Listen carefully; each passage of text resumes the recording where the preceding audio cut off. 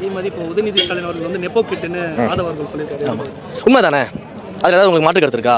மக்கள்கிட்ட போய் கேளுங்க, உதயநிதி ஸ்டாலின் அவர்கள் எந்த தகுதியின் அடிப்படையில் வந்து துணை முதலமைச்சர் ஆயிருக்காரு அப்படின்னு நீங்கள் மக்கள்கிட்ட போய் கேளுங்க. மக்கள் ஒரே வார்த்தை சொல்லுவாங்க, ஸ்டாலினுடைய மகன் அதனால் துணை முதலமைச்சர் ஆயிருக்காருன்னு சொல்லுவாங்க. என்ன தகுதி இருக்குது அவருக்கு? என்ன அரசியல் பயணம் இருக்குது அவருக்கு? எம்எல்ஏ ஆகி வந்தாருன்னு சொல்றாரு. சரி, எம்எல்ஏ ஆனார், துணை முதலமைச்சர் ஆவார்னு சொல்லி ஓட்டு கேட்டிங்களா? திரு உதயநிதி ஸ்டாலின் அவர்களை வந்து என்னுடைய மகன் அவர் எம்எல்ஏவாக ஜெயிக்க வச்சிங்கன்னா நான் துணை முதலமைச்சர் ஆக்கிடுவேன் அப்படின்னு சொல்லி ஓட்டு கேட்டிங்களா? ஓட்டு கேட்டு இருந்திருக்கணும், தெரிஞ்சிருக்கும் மக்கள் யாருன்றது. அப்படி சொல்லி நீங்கள் ஓட்டு கேட்கல. அப்போ நீங்கள் வந்து இதே மு.க. ஸ்டாலின் கடந்த காலங்கள் எடுத்து பாருங்கள். என்னுடைய குடும்பத்திலேருந்து இன்னொருவர் வந்து அரசியலுக்கு இனிமேல் வரமாட்டாருன்னு சொல்லியிருக்காரா இல்லையா? என்னுடைய மகன் அரசியலுக்கு வரமாட்டாருன்னு சொல்லியிருக்காரா இல்லையா? அப்பா சொல்லியிருக்காரு, உதயநிதி சொல்லியிருக்காரு. என்னுடைய மகன் வந்து அரசியலுக்கு வந்த உடனே சொன்னார், எம்எல்ஏ சீட்லாம் அவர் கொடுக்குற மாதிரி இல்லை, நாங்கள் வந்து கட்சியோட பணிகளுக்காக இது பண்ணோம் அப்படின்னு. அடுத்தது அவர் துணை முதலமைச்சர் ஆக மாட்டார், அமைச்சர் ஆக மாட்டார்னு சொன்னாங்க, அமைச்சர் ஆக்கினாங்க. துணை முதலமைச்சர் ஆக்க மாட்டேன்னு சொன்னாங்க, துணை முதலமைச்சர் ஆக்கினாங்க. அப்போது இதுக்கு பேர் என்ன? இதற்கு பேர் வாரிசு அரசியல் கிடையாதா? இதை தான் நாங்கள் சொல்கிறோம். இது என்ன விதமான தவறு? இதை மக்களே பேசிக்கிட்டு இருக்காங்க, இது அவருக்குமே தெரியும்.